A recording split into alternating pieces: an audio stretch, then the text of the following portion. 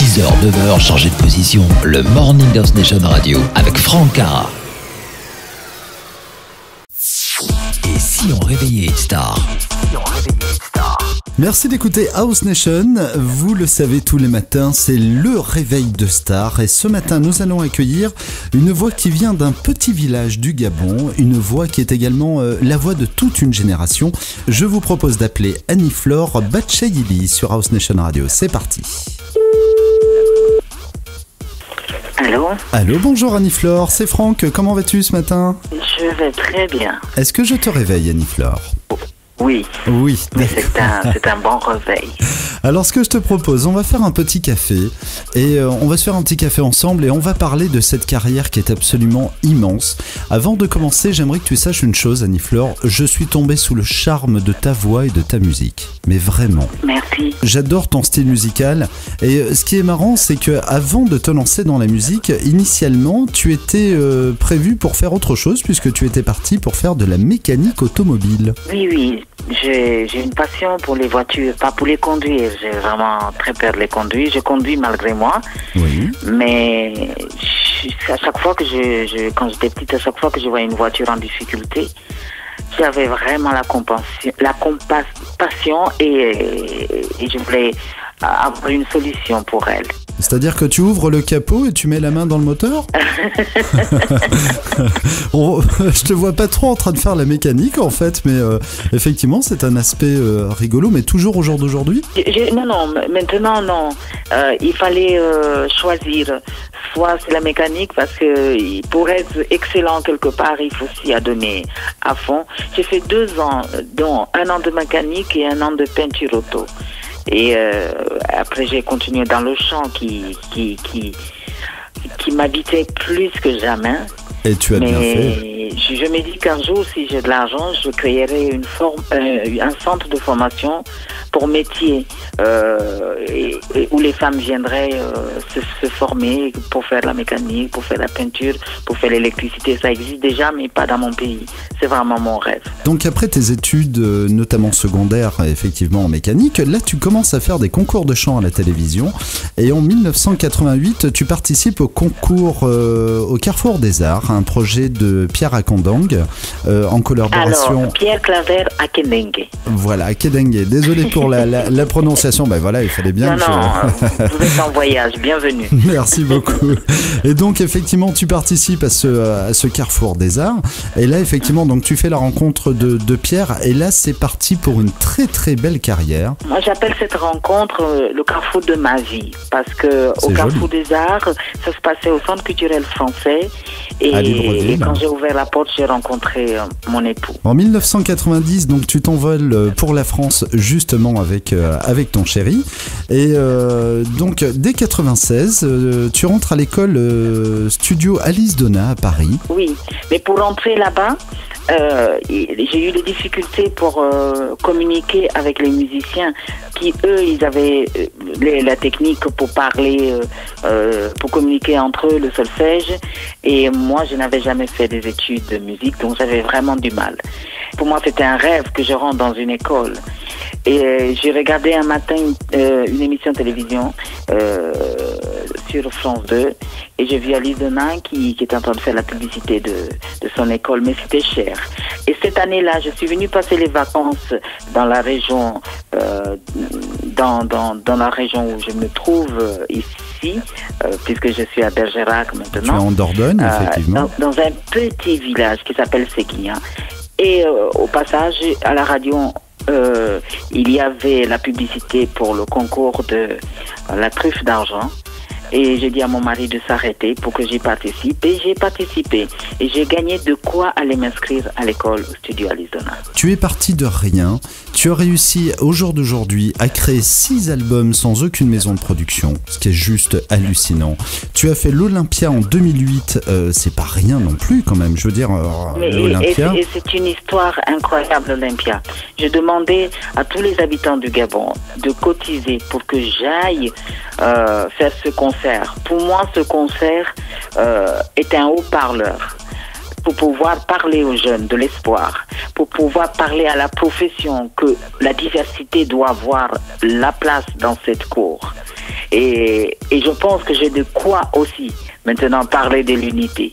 Parce que je sais aujourd'hui que si l'humain prend sa bonne volonté et réunit toutes les bonnes volontés sur un acte à poser, tout est possible. Ce que tu es en train de nous dire, c'est que tu as réussi à remonter sur scène à l'Olympia en 2008 grâce justement à cette force. Tout le monde s'est cotisé pour que tu puisses monter sur scène. Tout le monde s'est cotisé, de mon président au plus petit. Il y a des gens qui donnaient des centimes. Il y a des gens qui venaient nous donner à manger, les musiciens, pour qu'on répète.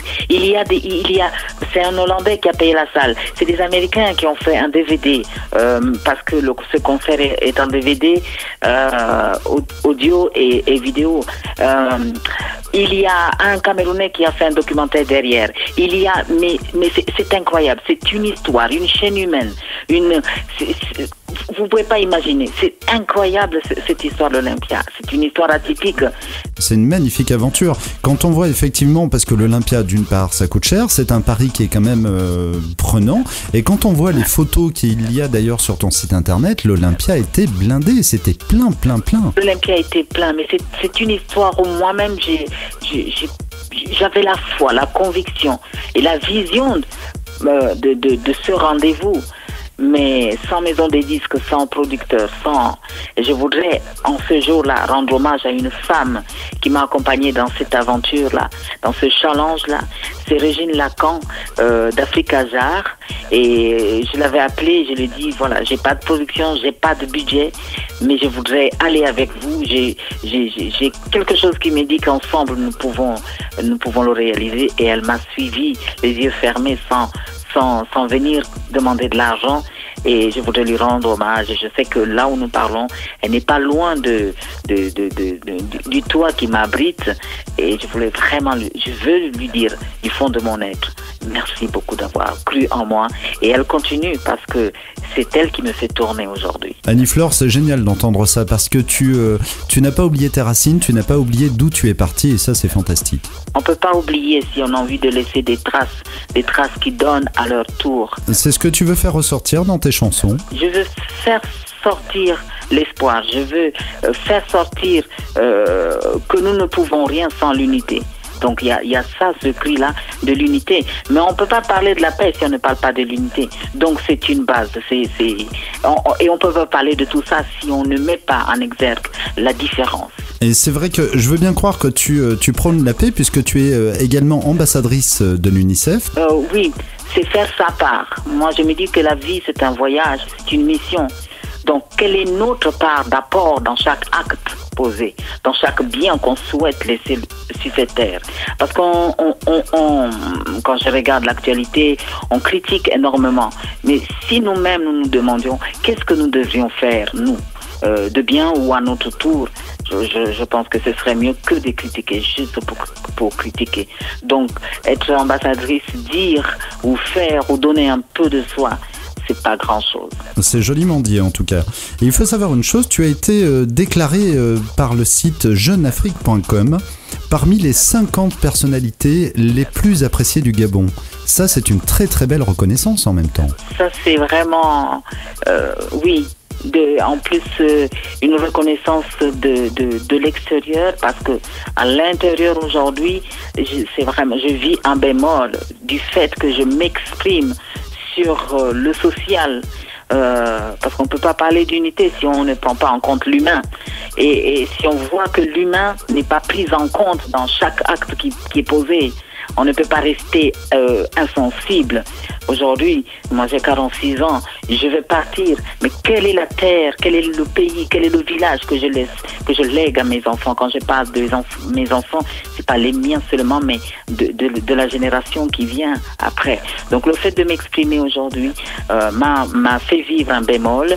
Je me suis exprimé pendant la période électorale en 2009, et ça m'a coûté ces dernières années de tout perdre, vraiment de tout perdre professionnellement. Donc oui, je m'exprime et je me rends compte que les gens dans leur cœur, mon message arrive, mais à l'extérieur du Gabon, les gens voient les actes que je pose. En chanson, dans un instant, nous allons écouter Je t'invite.